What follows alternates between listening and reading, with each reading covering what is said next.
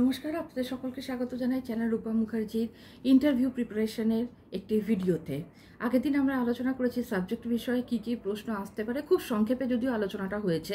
আজ আমরা আলোচনা করব যে জেনারেল অ্যান্ড পার্সোনালিটি কোয়েশ্চেন্সগুলো কেমন আসতে পারে এবং তার সম্ভাব্য উত্তর কি হতে পারে। তা শুরু করা যাক। নিজের সম্পর্কে কিছু বলুন। দেখুন, আমি একটি নমুনা উত্তর দিচ্ছি, সেটাকে আপনারা আপনাদের মতো সাজিয়ে নেবেন। আমার নাম, যেটা আপনার নাম বলবেন, আমি আপনার বিশ্ববিদ্যালয়ের নাম বলবেন, থেকে আপনার সাবজেক্টের নাম বলবেন। আপনি যদি স্নাতক হন তাহলে সেটা বলবেন, স্নাতকোত্তর পাশ করে থাকলে সেটা বলবেন।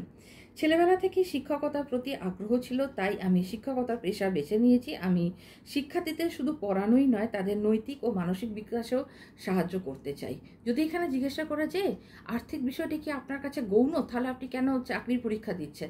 আর্থিক বিষয়টি আমার কাছে গৌণ নয়। স্যার বা ম্যাডাম যিনি থাকবেন, বিনোদভাবে উত্তর দেওয়ার চেষ্টা করবেন, যেন কোনোভাবেই আপনি ভীত সন্ত্রস্ত অথবা আপনি খুব রুড এটা প্রকাশ না পায়, তাহলে কিন্তু তারা আপনাকে পেয়ে বসবে।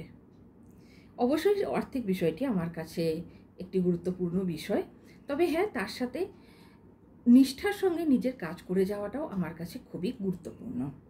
শিক্ষকতা কেন করতে চান, যেটি খুব কমন প্রশ্ন।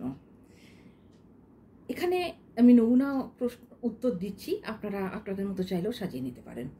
শিক্ষকতা শুধু একটি চাকরি নয়, এটি এক মহান পেশা। শিক্ষার্থীদের জীবন গড়ে তোলার সুযোগই আমাকে অনুপ্রাণিত করে। আমি চাই আমার জ্ঞান ও অভিজ্ঞতা দিয়ে ভবিষ্যৎ প্রজন্মকে গড়ে তুলতে। নিজের বিষয় কেন বেছে নিয়েছেন? কেন আপনি, যেমন ধরুন বাংলা, ইংরেজি, গণিত, ইতিহাস, ভূগোল, যে সাবজেক্টই বলুন না কেন, ওটা আপনাকে বলা হলো যে আপনি এই বিষয়টি কেন বেছে নিয়েছেন। ছোট থেকেই এই বিষয়ে আমার আগ্রহ ছিল। আমি দেখেছি অনেক শিক্ষার্থী, যেমন ধরুন গণিত ও ইংরেজির ক্ষেত্রে বলা হয়ে থাকে যে কঠিন মনে করে। আমি চাই সহজভাবে পড়িয়ে তাদের আত্মবিশ্বাস বাড়াতে। এক্ষেত্রে যদি বাংলার জন্য হয় তাহলে কি বলবেন?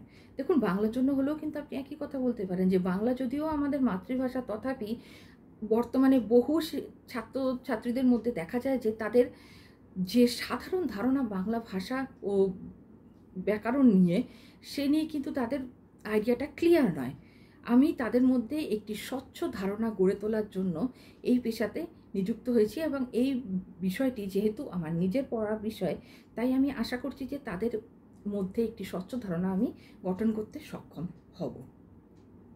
একজন ভালো শিক্ষকের কয়েকটি গুণের কথা বলুন। একজন ভালো শিক্ষকের যে যে গুণগুলি থাকা উচিত, তাদের মধ্যে কয়েকটি হলো: বিষয়ের সম্পর্কিত গভীর জ্ঞান, ধৈর্য ও সহনশীলতা, সঠিকভাবে যোগাযোগের ক্ষমতা, শিক্ষার্থীদের অনুপ্রাণিত করার ক্ষমতা এবং নৈতিকতা ও নেতৃত্ব দানের গুণ। শ্রেণীকক্ষে শৃঙ্খলা বজায় রাখার জন্য কি করবেন? যদি ক্লাসে কোনো ছাত্র পড়াশোনায় মন না দেয়, তখন আপনি কি করবেন?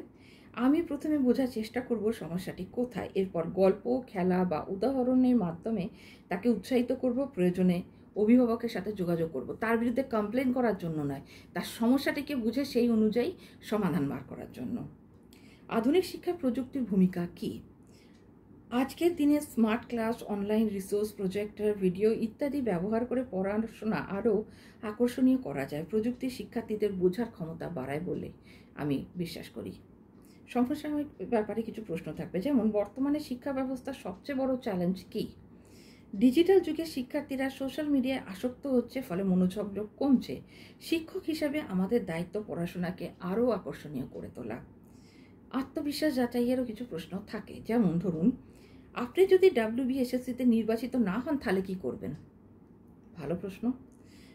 আমি আরও প্রস্তুতি নিয়ে আবার চেষ্টা করব, কারণ শিক্ষকতা আমার লক্ষ্য ও স্বপ্ন। আমি সহজে হাল ছাড়ব না। পরীক্ষা তো 9 বছর অন্তর একবার হচ্ছে, তাহলে হ্যাঁ, নিশ্চয়ই চ্যালেঞ্জ তো থাকবেই, প্রতিকূলতা তো থাকবেই আমাদের জীবনে। তাই বলে হাল ছেড়ে দিয়ে হাত গুটিয়ে বসে নিজের ভাগ্যকে দোষারোপ করা আমার স্বভাব নয়। তাই আমি বাড়ি যাব, আবার প্রস্তুতি শুরু করব। আপনার শক্তি ও দুর্বলতা কী? খুব সাবধানে উত্তরটা দেবেন। আমি একটি মডেল উত্তর দিচ্ছি। শক্তি হিসাবে আমি মনে করি যে আমি পরিশ্রমী, ধৈর্যশীল ও সহজভাবে পড়াতে সক্ষম। দুর্বলতা, মাঝে মাঝে কাজ শেষ না হওয়া পর্যন্ত অতিরিক্ত সময় দিয়ে ফেলি, আর এটাই মনে হয় আমার দুর্বলতা, কারণ কোনো জিনিস নিয়ে অতিরিক্ত ঝুঁকে পড়া খুব একটা ভালো নয়। তবে হ্যাঁ, এটাকে আমি ইতিবাচক রূপেই আমার কাজে লাগাই। আপনি কিভাবে পড়াশোনা ও সময় ম্যানেজ করবেন? আমি আগে থেকে পরিকল্পনা করি, পড়াশোনার জন্য একটি রুটিন তৈরি করি এবং গুরুত্বপূর্ণ কাজগুলিকে অগ্রাধিকার দিই। এবার একটি খুব কমন প্রশ্ন থাকে, সেটি হলো নিজের সম্পর্কে সংক্ষেপে বলুন। আমি আপনাদেরকে বলে দিয়েছি, তো আপনারা চেষ্টা করুন যে সেই প্যাটার্নটিকে ফলো করে আপনাদের নিজেদের সম্পর্কিত তথ্য তার মধ্যে লিখে বা ইনপুট করে তার প্রেজেন্টেশনটা করা চেষ্টা করুন। বাড়িতে বারবার বলে ব্যাপারটিকে একদম সরগত করে ফেলা। আজ আমরা বেশ কিছু প্রশ্ন নিয়ে আলোচনা করলাম, আর পরের বারে আরও কিছু প্রশ্ন নিয়ে আলোচনা করব। এখানে বলতে পারেন যে অনেকে যে নামের মানে ও আমার পদবীর মানে নিয়ে মাঝে মাঝে প্রশ্ন করা হয়। প্রশ্ন তো এই নিয়েও করা হয় যে আপনি এই মুহূর্তে ইন্টারভিউ রুমে প্রবেশ করার আগে কতগুলি সিঁড়ি পার করে এলেন, তাই তো?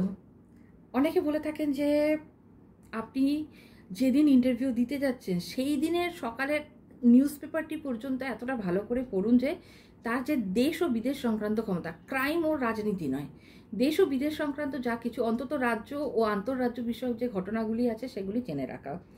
আমি এখানে বলবো যে পদবী বিষয়ে আপনি ঠিক কি বলতে পারেন।